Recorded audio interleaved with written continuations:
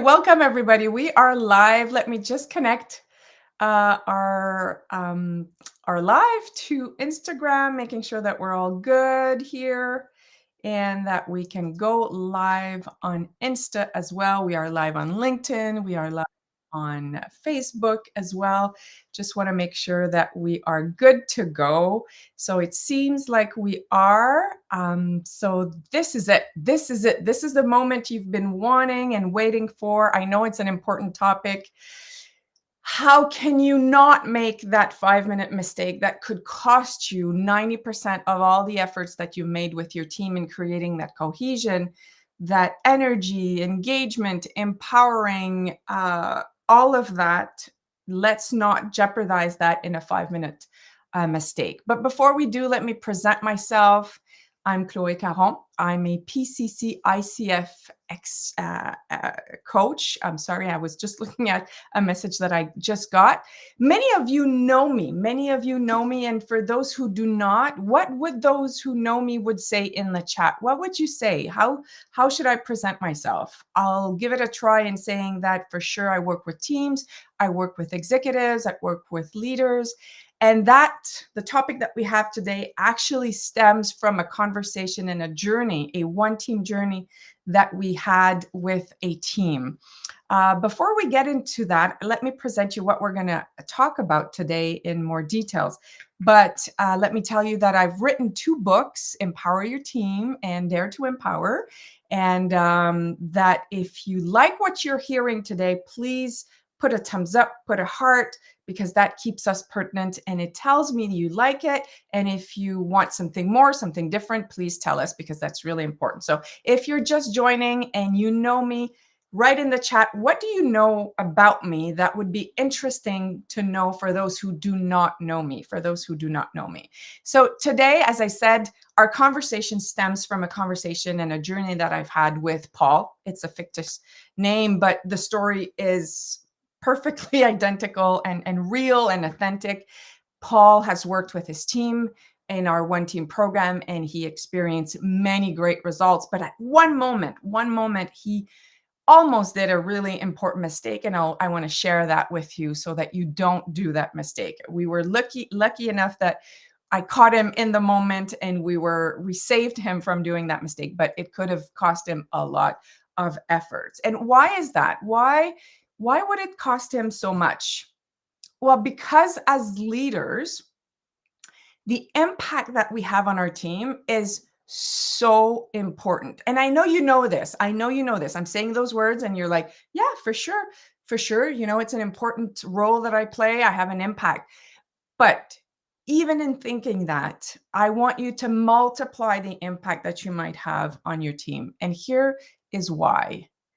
The performance that you see on your team is the result of the climate that you create in your team. And that is a bit daunting when you think about all that is possible to impact in terms of the climate. Um, how do you create accountability, responsibility? How do you create standards that people will rise up to? How clear are you? How do you create that clarity? What team spirit do you create? So all of these elements, those dimensions of the climate, is almost all your responsibility. And I say almost because it is 70%. So depending on the style, your style, depending on your approach, depending on how you show up as a leader, that's how you'll see the impact transfer to the climate and therefore to the performance of your team. So we can absolutely um, not think that it's important. And I'm not saying this to put additional pressure on you, because I know you already have a lot of pressure as a leader. I know that. But I'm telling you this because you cannot not think about how you show up and the impact of that on your team. And that's exactly what the conversation I had with Paul. So Paul is a leader. Let me talk to you about Paul because I love Paul and we've had such a great journey with his team. And it almost in 5 minutes disappeared, all of his work with his team. And I really, when that happened, I said, I need to talk to you guys about this so you do not go into that trap. So Paul, a GM of a big organization and has a team of 7. And we're doing a one team because he's had a couple of changes on his team. And what he's finding is that they're all working in a silo. And I know I'm saying this, you probably think the same of your team. It's very hard to work together, to create that cohesion, that alignment, that common vision, not only from a vision perspective, but in implementing that vision. So Regine says, yeah, thank you for that. I appreciate that. Yeah, I really do love my job. I have to say, I have the best job in the world for me. And I really want to make an impact on your life. So thank you, Regine, for this. I appreciate you.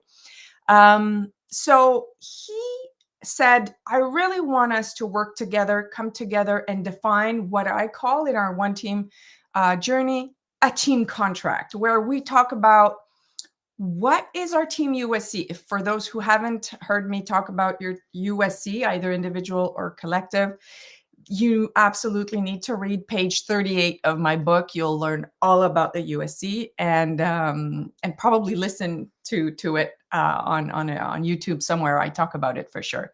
So we define USC, we define the 3 objectives that are linked to your USC. We define how will you know your KPIs? How will you know that you've achieved your objective as a team? And then we define team norms. I should have shared their contract, but I didn't want to share, obviously, confidential details. But I can tell you this.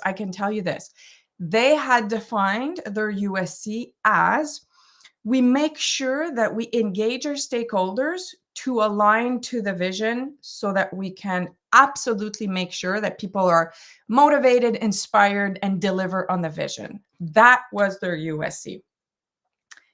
What are those objectives? Those objectives are, we need to make sure that we're aligned on that vision. We need to make sure that we engage people and that we implement according to that vision. So these were very straightforward objectives. They knew how to measure it. They had team norms.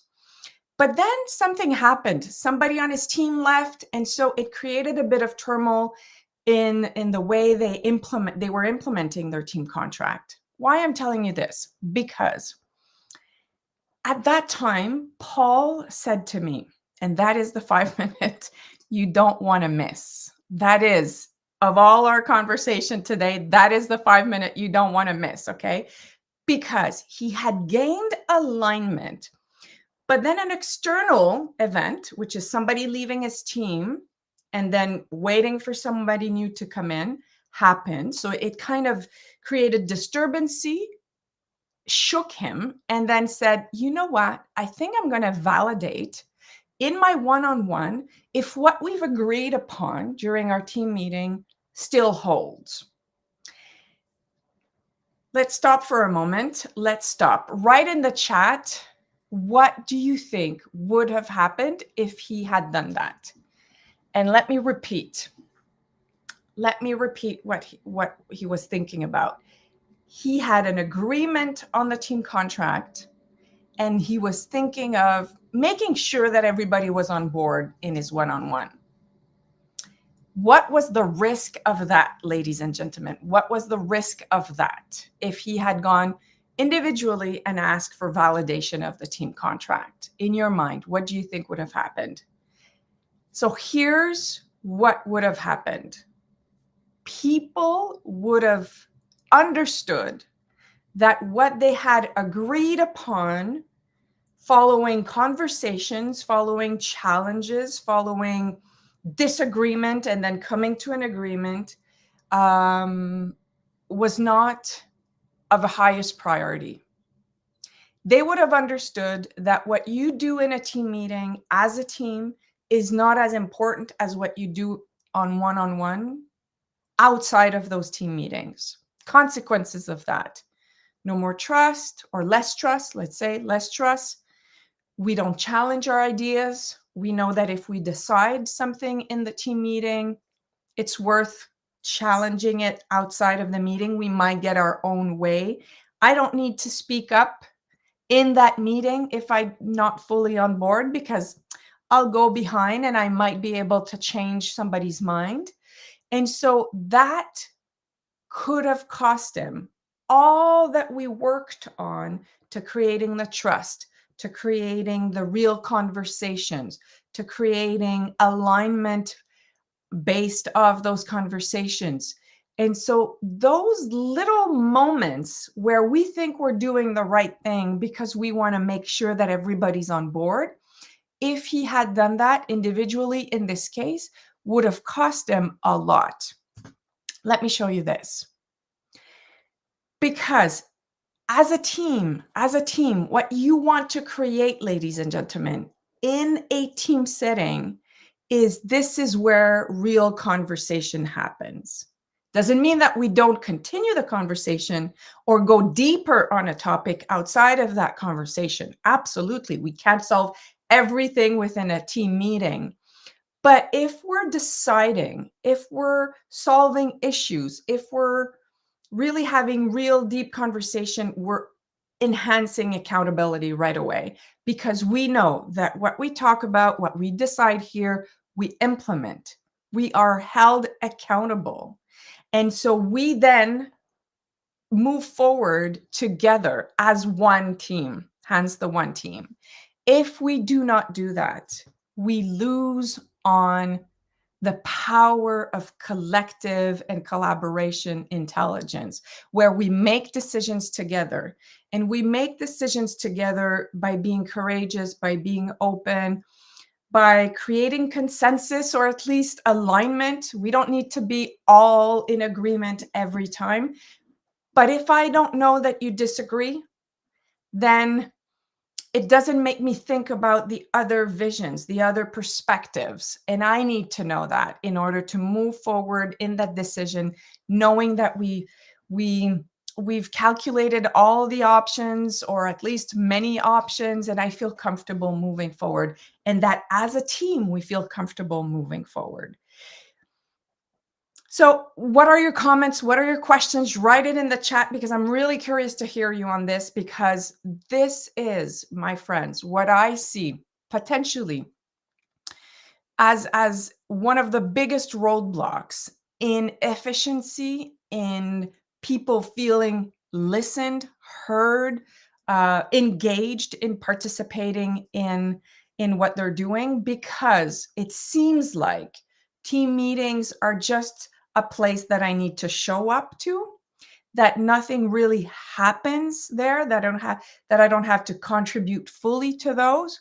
And obviously what I'm saying is there's various experiences of those meetings, but many meetings I know are not as efficient as they could be because of what I just shared. And so you as a leader, what can you do to create that environment? What can you do to make sure that actually real conversations are happening in the moment, and that we're getting the best out of that experience? Before I get into those meetings, I want to kind of take a step back and invite you to think about your leadership style as kind of the back story of the impact that you're having. If you think that you as a leader have to have all the answers, you're not going to lean on the team in the moment to come up with the answers. And that is when it feels like a presentation rather than a conversation.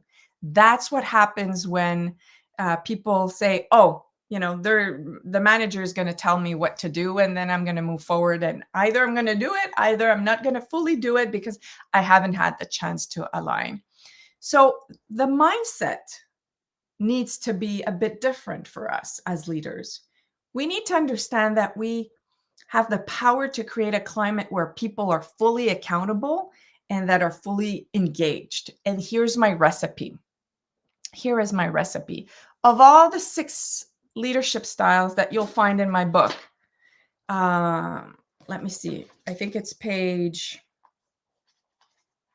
106. Yeah, that's what it is. 106, page 106.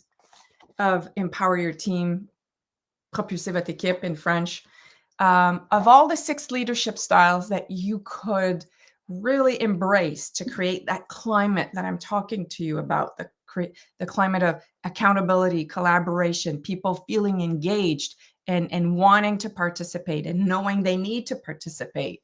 These are the 4 that I invite you to lean on and to really step into.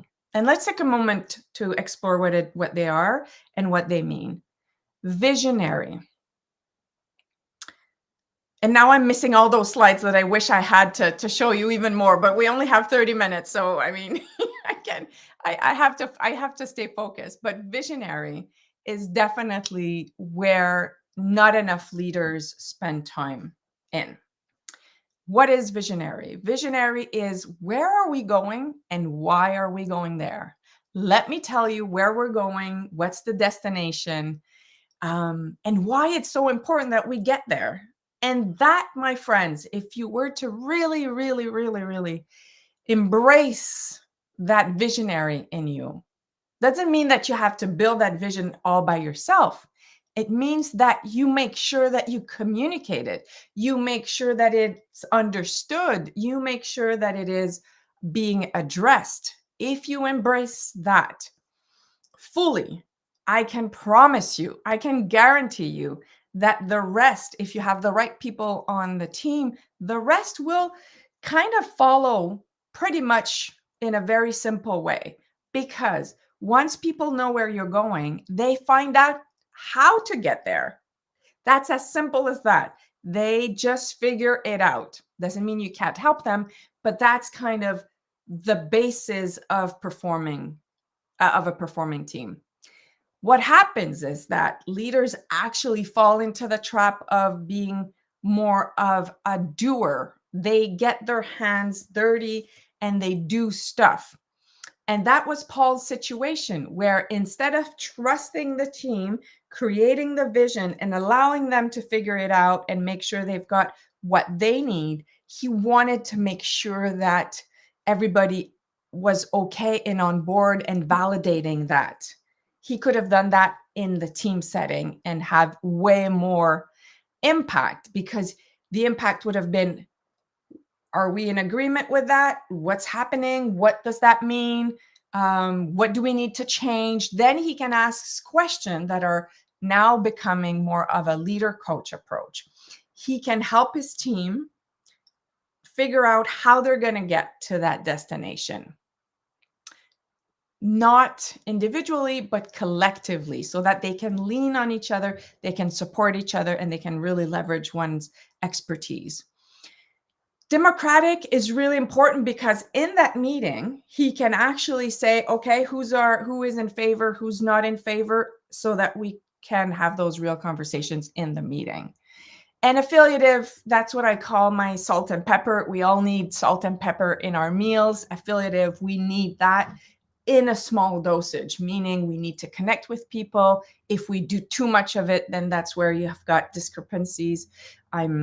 You favor one person over the next. You might favor well-being over performance. But if you have the right dosage, you actually know that the well-being of your team is actually a success factor for performance.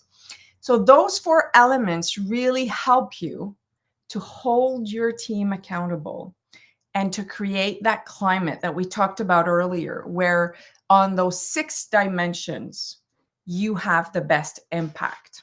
And so we talked to Paul about this.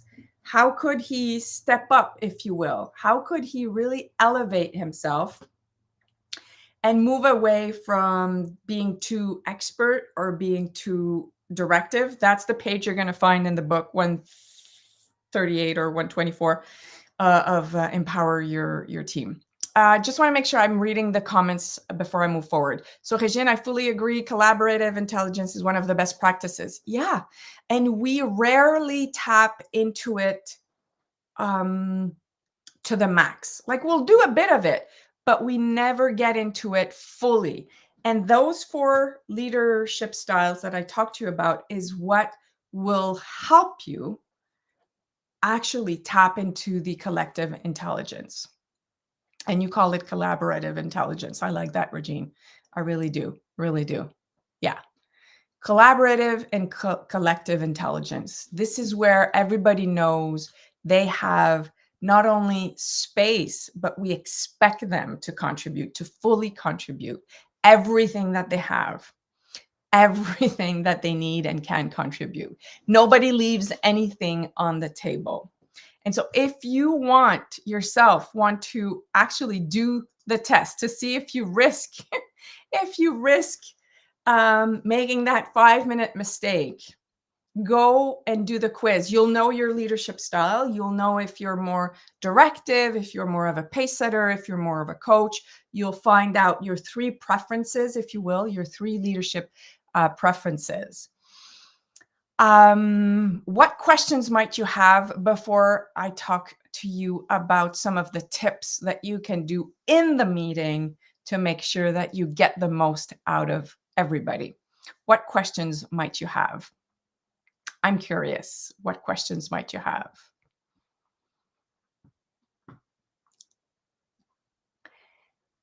So I'm going to let you type that away. As we actually think about Paul's journey with his one team, what happened after our conversation? So we were actually in a coaching conversation. We were talking about how he would go further with the one team contract. That's when he popped up the comment around, oh, I'm going to validate. And then we had the conversation on, you want to validate the team contract. Don't do it individually. Make sure that we're all aligned in the team setting. So here's what happened. He took the team contract, brought it back to the team. So that's the moment where I'm kind of fading away. So to make sure that they can move forward with the team contract in their operations. So I'm fading away. He's going back to his team and he says, okay, we have this team contract. How will we make sure that this contract serves our objectives? See the nuance? See the nuance between, is this a good contract or how will we use it to serve our objectives, our purpose? That question alone, and I hope you're writing it down. How can this team contract or how can this strategic planning, how can this objective, how can this norm, how can this situation serve us and serve our vision, our objectives, our destinations, our employees, our team dynamic? How can it serve us? Then everybody's mind got lit up and they were starting to think about what they could actually do to make this a reality, to make this something that would help them deliver on their objectives and vision. And we had talked between Paul and I about those leadership styles and what posture he needed to have in that meeting to get the most out of everybody. And in that case, it was really a combination of those 4, as you can imagine.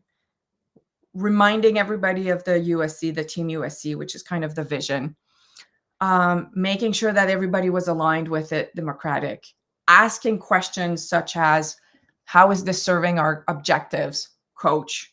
Making sure that everybody's being listened to, affiliative, and a mix of coach.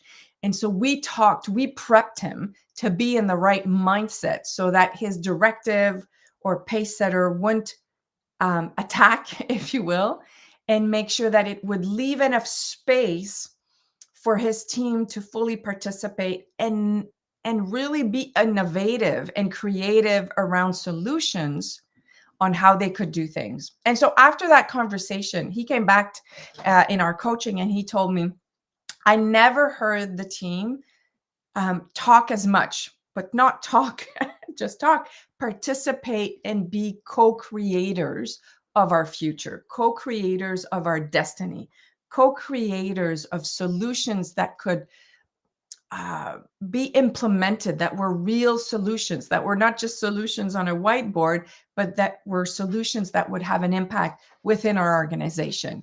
And that was the moment he understood the power of those 4 leadership styles. That is when he understood that his role was not to drag everybody, but to actually inspire everybody and ignite in them what they already had inside them. How is this resonating with you? As you can see, I can be very passionate about this. As Regine said, I'm very passionate about what I do. And I know the impact it has not only on the people that I work with within a team, their teams, the whole organizations. I have the privilege of working with executive teams. And so they have the impact on the whole organizations, and sometimes even outside of the organizations with their families. And you have the same impact. As a leader, you have, and if not more, that same level of impact. That if you get to really understand the power of your role as a leader of one team and what you can do to ignite that team, or what you might do that might jeopardize that energy, that creativity, that innovation, that cohesion, that collective and collaborative intelligence, if you do not take care of that impact, you can see how much hurt you can create within your team without knowing it, like with no bad intentions, obviously. And so being self-aware is phase number 1 of a true leader, is understanding that with that posture, you create that impact. With that other posture, you create another impact. Let me go back to this slide, actually. This slide, and I'm going to have to look here. It's too small on my screen here. Because if you think about those first two leadership style, directive and experts, which many leaders are, because we've been told to have all the answers. So in ways we feel like we need to give direction of not only where we're going, but how to do things. Look at the desired impact. You get people to act in the way that you want quickly, but long term, it does not create a climate where people know that they've got accountability and responsibility and ownership, really. And that can create a lot of disillusioned people expecting you to validate what they've been doing. And so that's the vicious circle in which you don't want to go, because not only doesn't build trust, it doesn't build engagement, and it doesn't build energy, accountability, and just people wanting to strive for greater results for the greater good of the organization. Same for experts. When you see the desired impact, getting people to deliver results. So those 2 leadership styles are just leadership styles that will get you short-term results, but does not help you create long-term culture.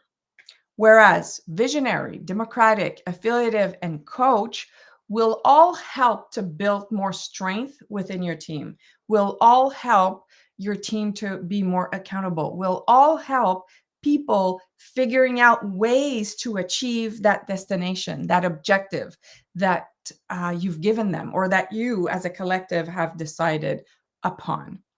So my invitation in the last 1 or 2 minutes that we have together, first of all, if you have any comments, any questions, please fire away. I love to have those conversations with you, and for it to be interactive as much as we can, considering the platform that we're on.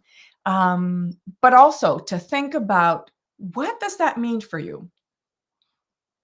How can what we've seen today and the trap that I've cautioned you about, how can this serve you being a better leader? Here is that question.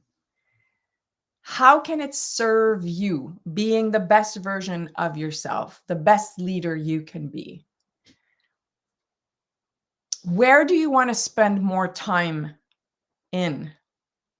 And by the way, if you've not done so, I know I'm interrupting the reflection, but if you haven't done a thumbs up or a heart or just a sign of appreciation for the conversation we've been having today, please do, because this is how we stay pertinent in social media, and that we can continue providing you with content that hopefully brings you a lot of value. So back to my question, what does that mean for you? What needs to change for you? Where do you want to spend more time? In which leadership style? How do you want to conduct your meetings? I'm asking you various questions because there's different areas where you need to think of how you're showing up and how you want to show up, and what are some of the tools that could help you do that.